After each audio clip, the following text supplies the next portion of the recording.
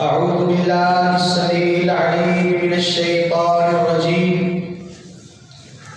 من همزه ونفخه ونفسه يقلب الله الليل والنهار إن في ذلك لعبرة لأولي الأبصار. حضرات، ابھی جو موسم چل رہا ہے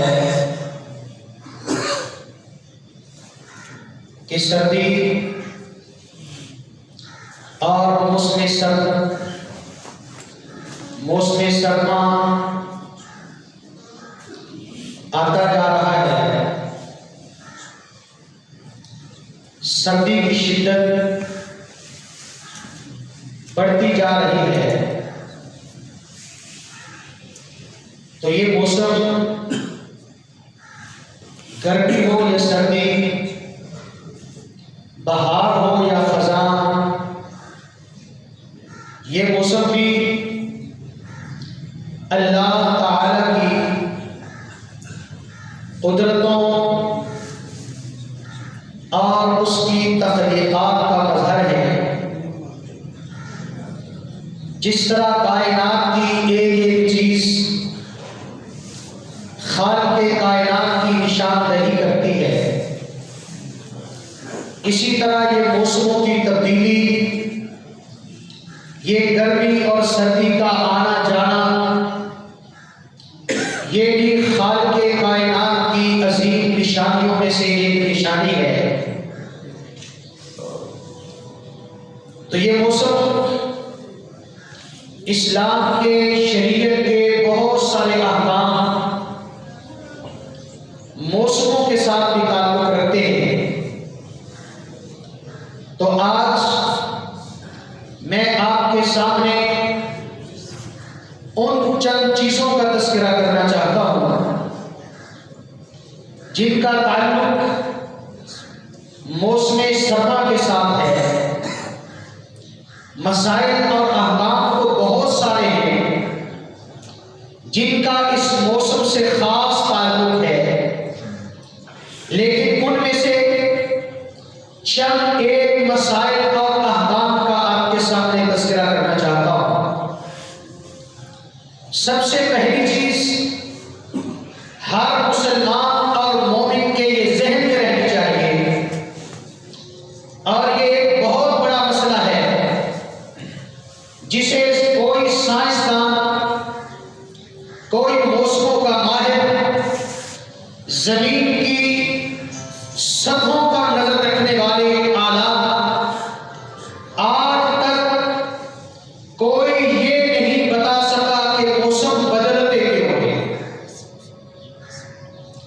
ہمارے نبی حضرت محمد رسول اللہ صلی اللہ علیہ وسلم نے اس کی وجہ بیان کرتے ہوئے اسے بھی اللہ کی نشانی قرار دیا، اور مومنوں کے لیے، اللہ کو ماننے والوں کے لیے اسے بھی ایک عبرت اور نصیحت کا موضوع بنا دیا ہے. نبی صلی اللہ علیہ وسلم نے فرمایا، جب اللہ تعالی نے جہنم کو تخلیق کیا تو جہنم کی آگ میں اتنی شدت اور حدت ہے کہ جہنم نے اللہ کے سامنے شکوہ کرتے ہوئے کہا، اکل بعضی بعضا، اے میرے اللہ، میرے اندر اتنی شدت پیدا ہو گئی، اتنی گرمی پیدا ہو گئی کہ میرا ایک حصہ دوسرے کو کھانے لگا ہے، میں اپنی ہی گرمی سے پگھلنے لگی ہوں، اس کا کوئی حل فرمائیے. یہ جہنم ہے. دنیا کی آگ کوئی 100 مرتبہ پانی سے دھو کر اس دنیا میں بھیجی گئی ہے، تب بھی اس کے اندر اتنی شدت ہے. تو ذرا سوچئے کہ جہنم کی آگ میں کتنی شدت ہوگی. تو نبی صلی اللہ علیہ وسلم نے فرمایا کہ اللہ نے جہنم کو کہ تم ایک سال میں 2 سانس لے لیا کرو تاکہ تیری اپنی دیواریں پگھلنے سے بچ جائیں، تیری شدت اور حدت کچھ کم ہو جائے۔ پھر نبی صلی اللہ علیہ وسلم نے فرمایا یہ گرمی اور سردی کا موسم یہ جہنم کی سانس کی وجہ سے بدلتا ہے۔ جہنم ایک سانس لیتی ہے، گرمی آ جاتی ہے، سانس لیتی ہے، سردی آ جاتی ہے۔ تو کچھ علماء نے لکھا جہنم میں 2 حصے ہیں، ایک گرم حصہ ہے اور ایک زمہریر ٹھنڈا حصہ ہے۔ جب وہ حصہ سانس لیتا ہے تو گرمی آتی ہے، جب ٹھنڈے والا حصہ سانس لیتا ہے تو سردی آ جاتی ہے۔ اور بعض نے یہ بھی کہا یہ بھی ممکن ہے کہ جب سانس چھوڑتی ہے تو گرمی آتی ہے، جب سانس لیتی ہے تو سردی آ جاتی ہے۔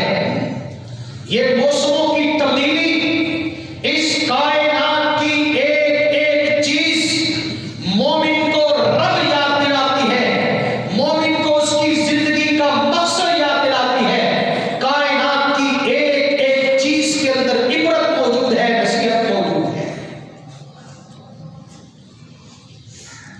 دوسری بات، کبھی موسموں کو، کائنات کی دوسری چیزوں کو، خام چیزوں سے انسان کو سکون میسر آئے، یا کبھی ان چیزوں سے انسان کی کسی تکلیف میں اضافہ ہو جائے، لیکن اللہ کی مخلوقات کے بارے میں کبھی بدزبانی نہیں کرنی چاہیے، کبھی زبان سے غلط لفظ نہیں نکالنا چاہیے۔ ہم انسانوں کی حالت یہ ہے کہ ہم لوگ کسی بھی چیز سے ہمیں تکلیف پہنچتی ہے، ہماری تبصرے کرنے کی عادت، ہم اس کے بارے میں بھی تبصرہ شروع کر دیتے ہیں۔ گرمی آتی ہے، ہم اس کے بارے میں تبصرہ شروع کر دیتے ہیں کہ اس دفعہ تو گرمی شدت اختیار کر گئی، اس دفعہ تو ایسا ہو گیا، گرمی نے تباہی مچا دی۔ سردی آتی ہے، اس کے بارے میں ہم اپنی زبان کھولتے ہیں۔ نبی صلی اللہ علیہ وسلم نے فرمایا تمہارا رب فرماتا ہے، حدیث قدسی ہے کہ میرا بندہ آدم کا بیٹا مجھے گالی دیتا ہے، مجھے تکلیف پہنچاتا ہے۔ اے اللہ، آدم کا بیٹا تجھے کیسے تکلیف پہنچاتا ہے؟ یسب الدہر، وہ زمانے کو گالی دیتا ہے، وَأَنَا الدَّهْرُ، اور میں زمانہ ہوں، بِيَدِي الْأَمْرُ، اس لیے کہ کائنات کا ایک ایک حکم میرے ہاتھ میں ہے، میرے اختیار میں ہے۔ جو کرتا ہوں میں کرتا ہوں۔ نبی صلی اللہ علیہ وسلم نے فرمایا کہ لوگوں، انسانوں کے دل، یہ زمین و آسمان، یہ کائنات اللہ کی 2 انگلیوں کے درمیان میں ہے، جدھر چاہتا ہے وہ پھیرتا ہے۔ قرآن مجید نے کہا تِلْكَ الْأَيَّامُ نُدَاوِلُهَا بَيْنَ النَّاسِ، یہ دن ہم لوگوں کے درمیان پھیرتے رہتے ہیں۔ تو یہ زمانے کی ہر چیز اللہ کے اختیار میں ہے۔ موسم بدلتا ہے اللہ کے اختیار میں، گرمی اور سردی آتی ہے اللہ کے اختیار سے، بہار اور خزاں آتا ہے اللہ کے اختیار سے۔ یہ کائنات کی ایک ایک چیز، آندھی اور بارش ہوتی ہے اللہ کے اختیار سے، بارش نہیں ہوتی تو اللہ کی اجازت نہیں۔ تو فرمایا بِيَدِ الْأَمْرُ، سارے معاملات میرے اختیار میں ہیں۔ أُقَلِّبُ اللَّيْلَ وَالنَّهَارَ، دنوں کو اور راتوں کو میں پلٹتا ہوں، موسموں کو میں چینج کرتا ہوں۔ تو جب کوئی شخص موسم کے بارے میں غلط زبان استعمال کرتا ہے،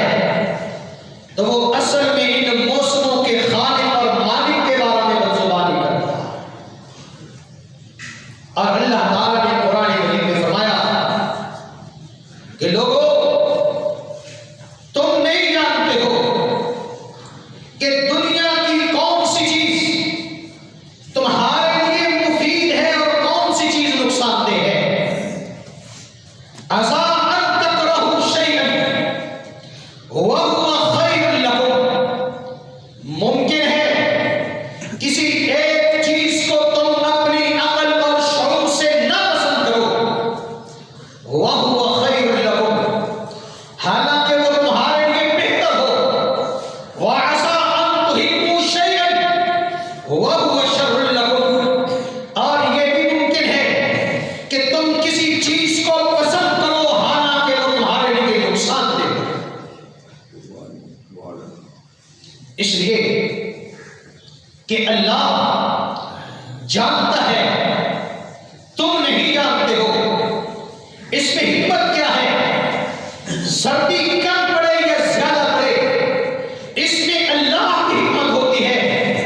سردی کا موسم ہمیں کتنے قسم کے پھل دیتا ہے، کتنی ہمیں سبزیاں دیتا ہے، کتنے ہمیں بیماریوں سے محفوظ کرتا ہے، کتنی ہمیں طاقت عطا کرتا ہے، یہ اللہ جانتا ہے. اس کی حکمتوں کو ہم نہیں جانتے. تو اس لیے سب سے پہلی چیز کہ اللہ کی بنائی ہوئی چیز پر کبھی تبصرہ نہ کرنا، کبھی غلط کمنٹس نہیں کرنے، اس لیے کہ یہ تقدیر اور اللہ پر ایمان کے منافی چیز ہے. اور دوسری چیز، یہ سردیوں کا موسم شریعت میں، اسلام میں اس موسم کو بڑا پسند کیا گیا ہے.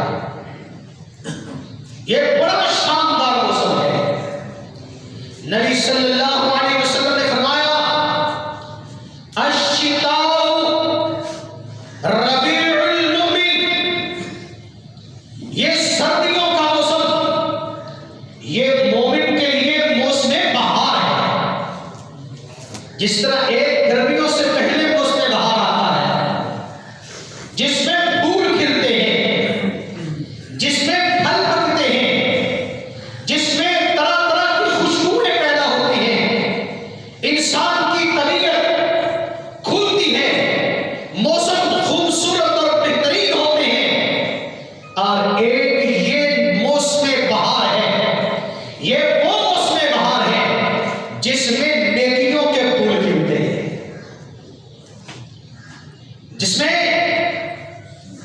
خوبیوں اور خیر کے پھل پکتے ہیں. آپ نے فرمایا کہ لوگوں سردی کا موسم مومن کے لیے موسم بہار ہے. کیوں؟ فرمایا قصر نہارها فصام، سردیوں کا دن چھوٹا ہوتا ہے، سردیوں کا دن چھوٹا ہوتا ہے، اور مومن اس سے فائدہ اٹھاتا ہے تو روزہ رکھتا ہے. مومن ہر چیز سے فائدہ اٹھاتا ہے. فرمایا سردیوں کا دن چھوٹا ہوتا ہے، مومن اس سے فائدہ اٹھا کر روزہ رکھتا ہے، کیونکہ بھوک بھی نہیں لگتی، پیاس تو بالکل نہیں لگتی. دن بھی چند گھنٹوں کا، صبح سحری کر لے، افطاری تک انسان کو بھوک اور پیاس کا احساس تک نہیں ہوتا. اس لیے روزہ رکھنا بڑا آسان ہو جاتا ہے. اور نبی صلی اللہ علیہ وسلم نے فرمایا وَقَالُوا لَيْلُهَا فَقَامَ، اس کی رات بڑی لمبی ہوتی ہے، اور مومن اس سے فائدہ اٹھاتے ہوئے رات کو تہجد کے لیے کھڑا ہوتا ہے. یہ کتنا خوبصورت موسم ہے کہ روزہ بھی رکھتا ہے، کام کے ساتھ ساتھ روزے میں دقت نہیں ہوتی. وہ لوگ الگ ہیں، ان کی بات نہیں کرتا جو رمضان کے روزے اس لیے نہیں رکھتے کہ ہم کام کرتے ہیں. حالانکہ اللہ دیکھا گیا ہے، اگر انسان روزے کا عزم کر لے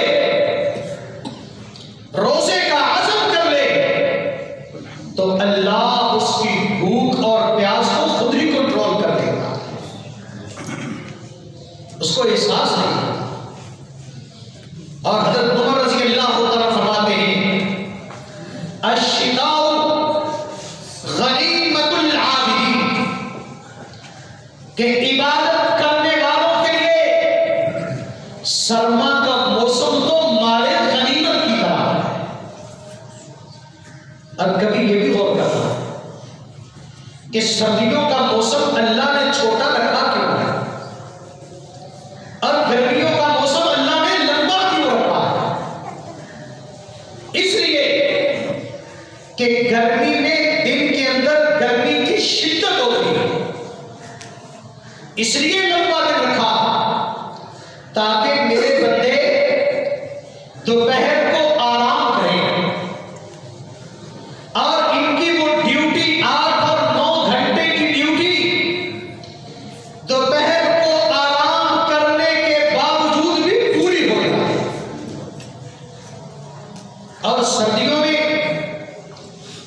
گرمی کی شدت نہیں ہوتی، کام کرتے ہوئے انسان کو تکلیف نہیں ہوتی، پریشانی نہیں اٹھانی پڑتی، اس لیے سردیوں کا دن اللہ نے چھوٹا رکھ دیا۔ سردیوں میں تو یہ حالت ہوتی ہے کہ جیسے جیسے انسان کام کرتا چلا جاتا ہے اس کی طبیعت ٹوٹتی چلی جاتی ہے۔ تو سردیوں میں دوپہر کو آرام کی ضرورت نہیں ہوتی، اس لیے اللہ نے چھوٹا دن رکھ لیا کہ اتنا کام بھی کر لو جو تمہارے لیے کافی ہے، اور رات تمہارے آرام کے لیے۔ لیکن یہ اتنی لمبی رات یہ ساری تمہاری نہیں ہے، اس میں میرا حصہ ہے۔ یا ایھا المزمل قم اللیل الا قلیلا، کمبل اوڑھ کر سونے والے ساری رات سویا نہ کر کچھ وقت اٹھ کے عبادت بھی کر لیا۔ ہمارے ایک شیخ شبیر احمد نورانی حافظہ اللہ مجھے بتلانے لگے کہ میرے نانا جی بہت زیادہ تہجد گزار، نماز کے پابند۔ میں نے ایک دن پوچھ لیا، نانا جی آپ نے تہجد کی نماز کس نے شروع کی؟ اتنی پابندی؟ تو نانا جی کہنے لگے میں نے اپنی شادی کی پہلی رات تہجد کی نماز شروع کی، پہلی رات بھی۔ جب آدھی رات گزری تو میری بیوی نے کہا اب اٹھو، آدھی رات تمہاری تھی، اگلی آدھی رات رب کی ہے۔ میں اٹھا، مجبوراً اٹھا، تہجد پڑھی۔ میری بیوی نے، تمہاری نانی نے بھی تہجد پڑھی، اور اس کے بعد پھر اس نے مجھے کبھی تہجد چھوڑنے نہیں دی۔ اللہ سب کو ایسی بیویاں عطا فرمائے، آمین۔ یا ایھا المزمل قم اللیل الا قلیلا، اے سونے والے اٹھو، رات کا کچھ حصہ اللہ کے سامنے قیام بھی کیا۔ اور خصوصاً یہ سردی کا موسم، سردی کی لمبی راتیں، اگر انسان رات کو لیٹ بھی سوئے تب بھی تہجد کے سے پہلے ٹائم اتنا انسان کو مل جاتا ہے، اس کو جان آ جاتا ہے۔ لیکن اب ہماری عادت کیا بن گئی؟ ہم نے اپنے نیند کے لیے ایک ٹائم مقرر کیا ہے، 7 گھنٹے سونا۔ ہم رات کو عشاء کے بعد اپنے 7 گھنٹے شروع نہیں کرتے، بلکہ ان کو گننا فجر سے شروع کرتے کہ اب اگر 5 بجے کے بعد فجر کی آدان ہوتی ہے تو میں رات کو 11 بجے سے پہلے نہیں سوتا، کہ میرے وہ 6-7 گھنٹے پورے ہو جائیں فجر پر جاگ آ۔ تو فجر کے لیے، تہجد کے لیے اٹھنے کے لیے ضروری ہے کہ ٹائم پر سویا جائے۔ بہت سارے لوگ شکوہ کرتے ہیں جی کیا کریں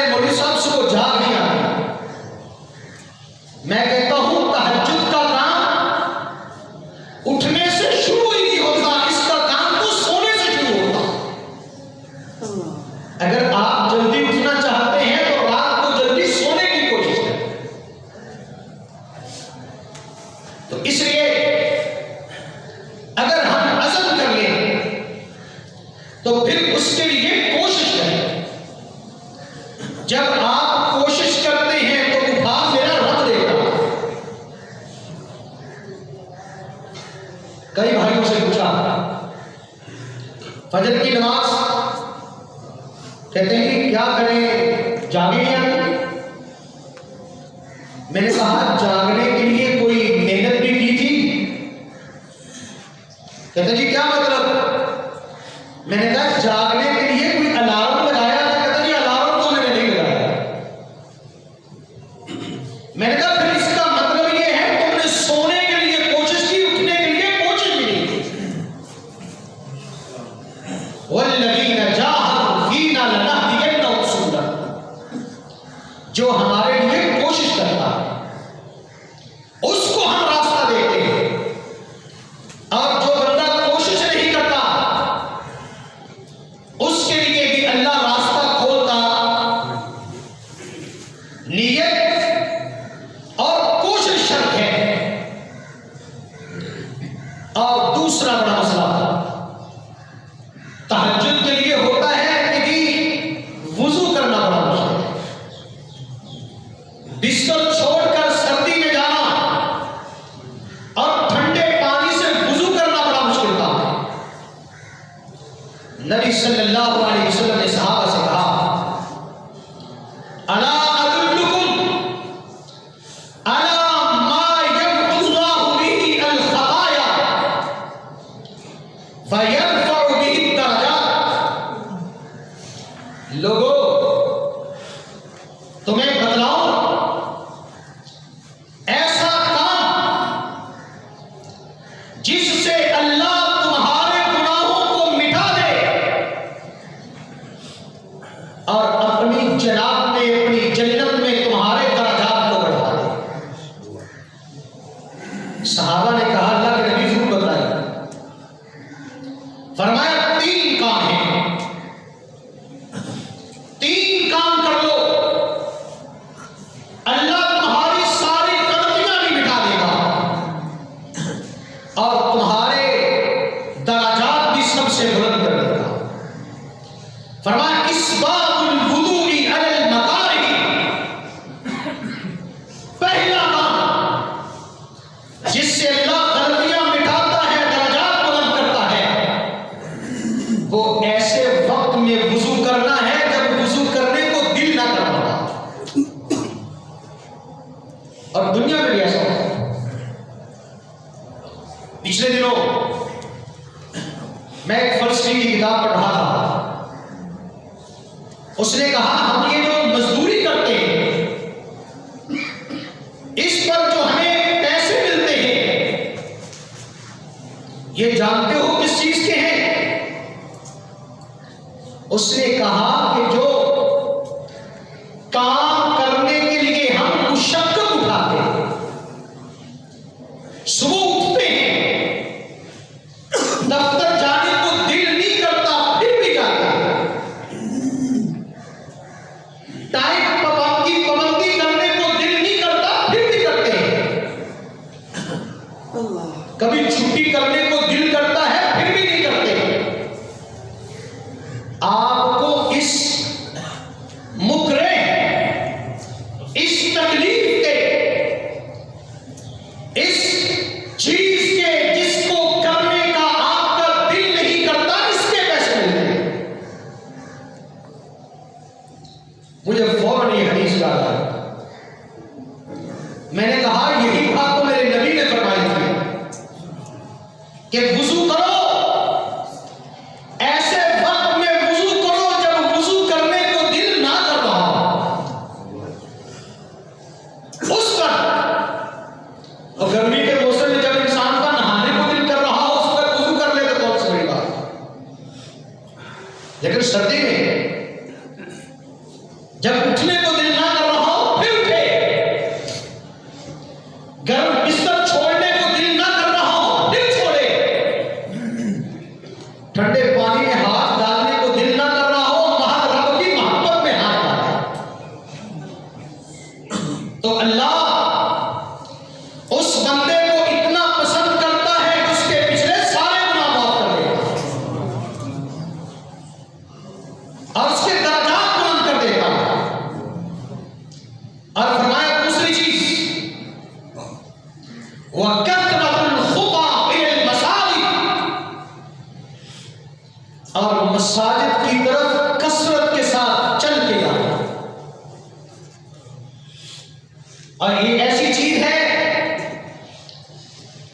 صلی اللہ علیہ وسلم نے فرمایا ایک ایک قدم پر، ایک قدم پر ایک نیکی ملتی ہے، ایک گناہ معاف ہوتا ہے اور ایک درجہ بلند ہوتا ہے۔ نیکی بھی، گناہ کی معافی بھی، درجے کی بلندی بھی، ہر قدم پر۔ اور تیسری چیز وَإِنْتِظَارُ الصَّلَاةِ بَعْدَ الصَّلَاةِ،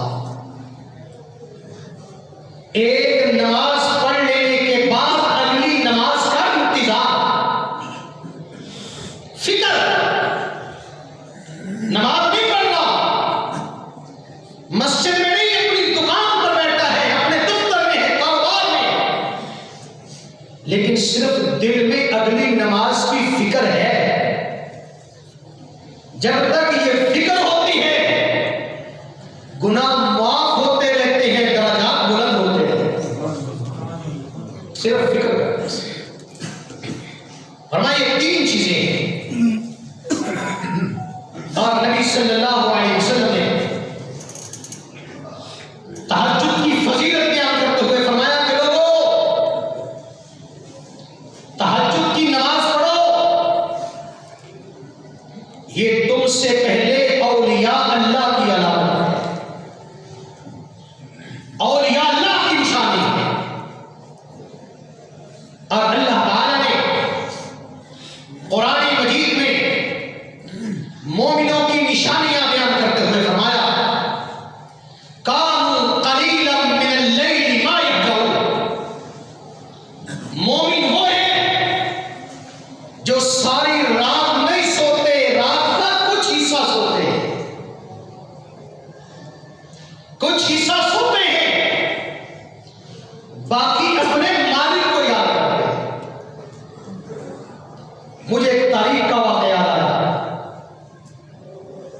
ایک بادشاہ اپنے وزیر کو لے کر رات کو گشت کے لیے نکلا کہ میں اپنی رعایا کے حالات معلوم کروں۔ یہ خلافت ہے کہ جب لوگ سوتے ہیں اور بادشاہ راتوں کو پہرا دیا کرتے ہیں، یہ اسلام ہے جو بادشاہوں کو پہرے کے لیے رکھاتا ہے۔ اس لیے اسے پتہ ہوتا ہے کسی ایک بندے کو بھی میری رعایا میں تکلیف ہوگی تو قیامت کے لیے مجھ سے پوچھا جائے گا۔ بادشاہ باہر نکلا، ایک نام بائی کے تندور کے پاس سے گزرا، دیکھا کہ تندور کے کنارے پر بادشاہ نے سوچا اس کو اٹھاؤں، پوچھوں تیرا گھر کہاں ہے، تیرے پاس گھر ہے بھی یا نہیں،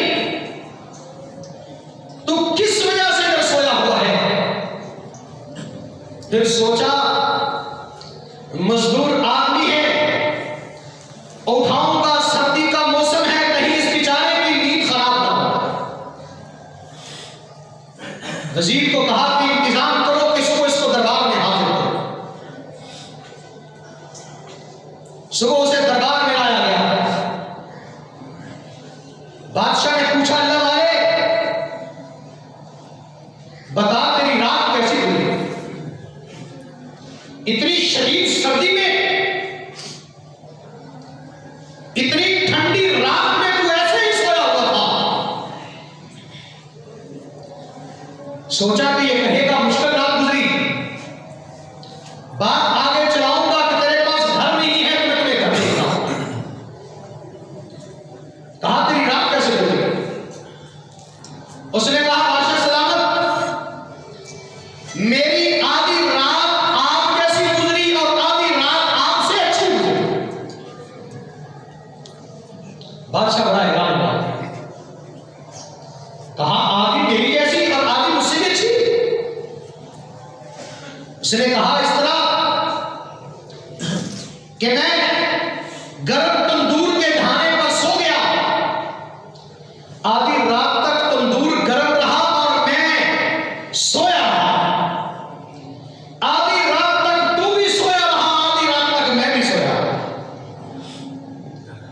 جب نیند آتی ہے تو کسے خبر ہوتی ہے کہ کہاں سویا ہے؟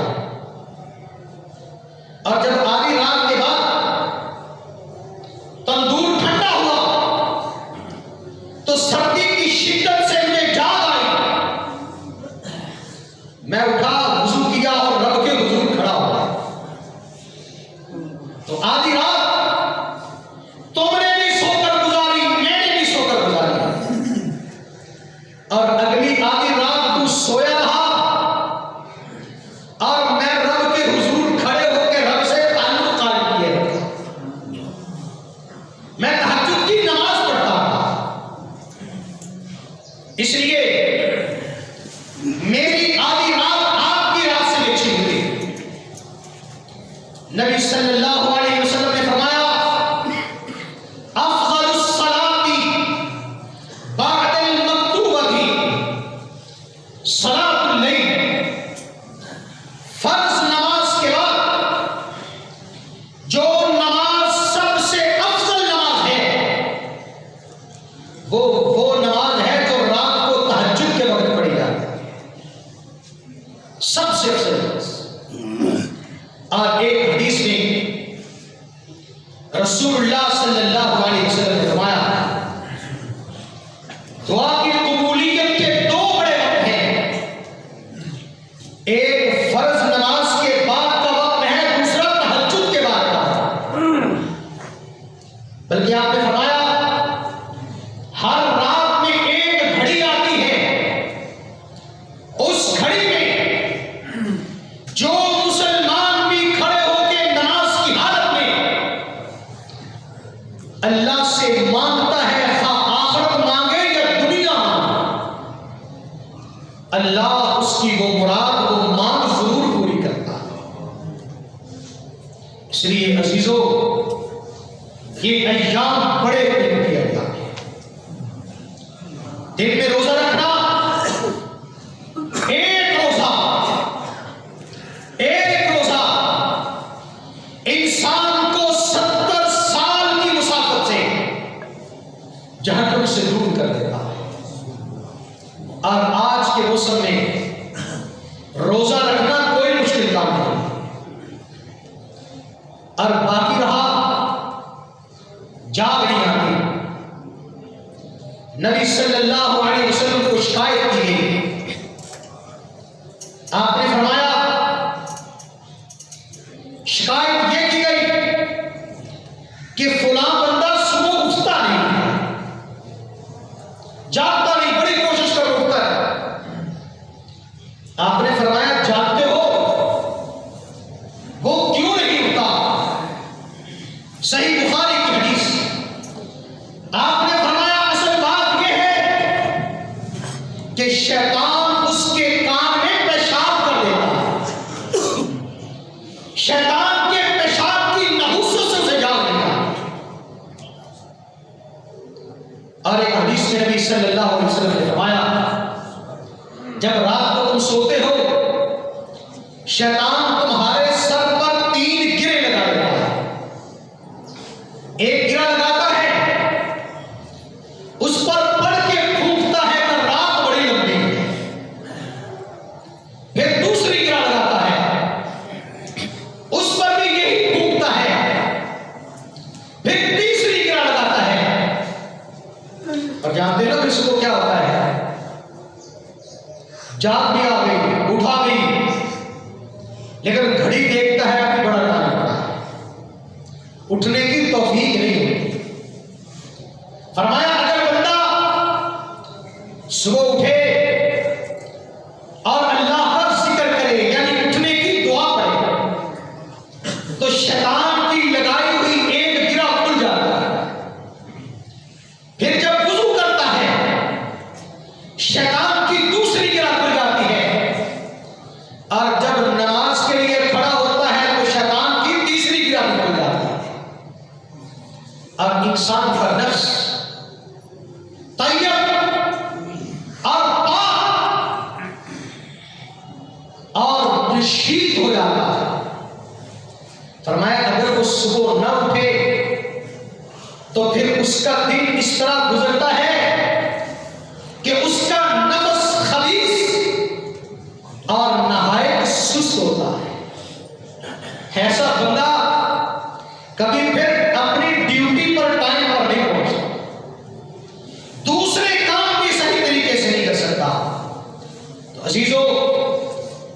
دنوں کو غنیمت جانو اور اللہ کے ساتھ تعلق کو مضبوط کرو. اپنے کانوں کو شیطان کا باتھ روم اور لیٹرین نہ بننے دو. اس دل اور اس دماغ کا رب سے تعلق جوڑو, اللہ کے ساتھ تعلق